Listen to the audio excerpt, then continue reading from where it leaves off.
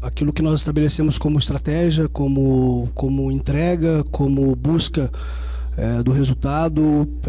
Me parece que isso foi bastante visível em campo e terminamos um primeiro tempo onde a vitória era merecida diante do contexto que se apresentou o jogo.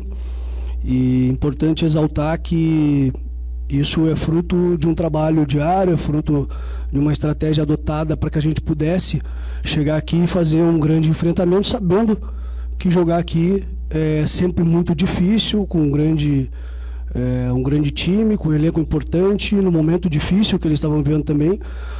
Mas aí vem o segundo tempo. E o segundo tempo nos coloca numa situação complicada, porque me parece que a arbitragem, mais uma vez, acaba colocando a situação de um lance que estraga a partida, na nossa visão, porque não tem um critério adotado, principalmente se analisar o contexto do jogo.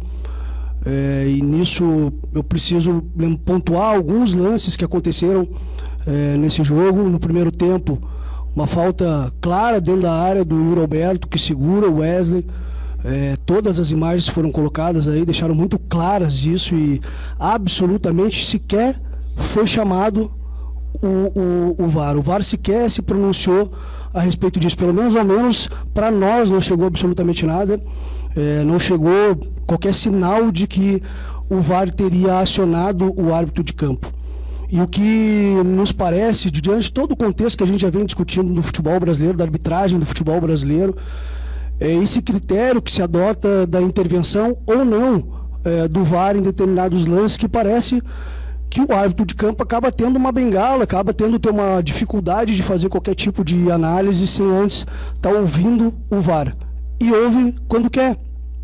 E aí, no segundo tempo, vem a expulsão do Bruno Henrique. É importante vocês fazerem essa análise, que na expulsão do Bruno Henrique, no lance anterior, no Romero, foi falta, não foi aplicada a falta, e aí vem a situação do Bruno, e o critério adotado para a aplicação do cartão amarelo, tanto no primeiro lance, no primeiro amarelo do Bruno Henrique, como no segundo amarelo, na nossa avaliação, não era caso para amarelo.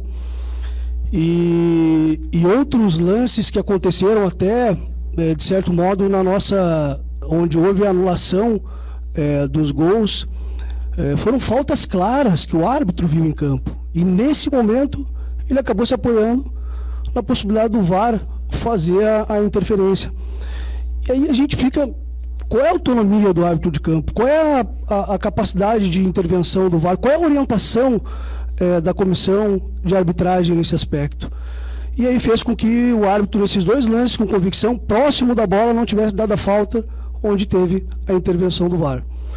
Aí, se não bastasse tudo isso, um pênalti marcado, um lance completamente duvidoso, que inclusive a gente, quando fala a gente fala muito sobre critérios, e a gente quer comparar lances que aconteceram conosco e com outros adversários, mas não tem como não lembrar que nesse lance que aconteceu, nesse pênalti, por exemplo, daquele jogo contra o Fortaleza, onde a comissão de arbitragem simplesmente coloca um parecer dizendo que foi um lance sem muita intensidade ou sem muita força, e que nos deixa numa condição de entender por que nesse lance, onde houve uma intervenção, que não houve uma intervenção, na verdade, forte,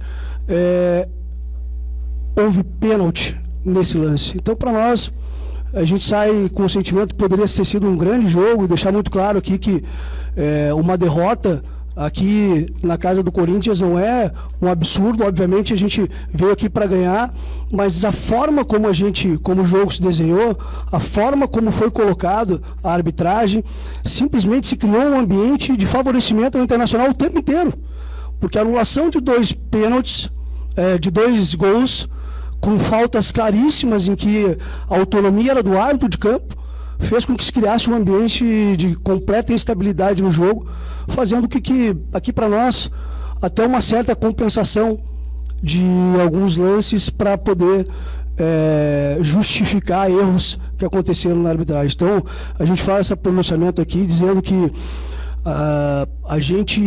o clube, a diretoria, é muito proativa nas questões da arbitragem.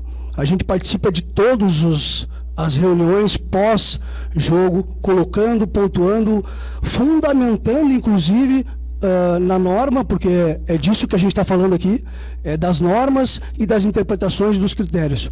Segunda-feira o presidente vai estar numa reunião com os clubes, onde a pauta será também a arbitragem, porque não é comum, eu disse outro dia, não é comum que a gente esteja nessa fase do campeonato com tantas reclamações da arbitragem.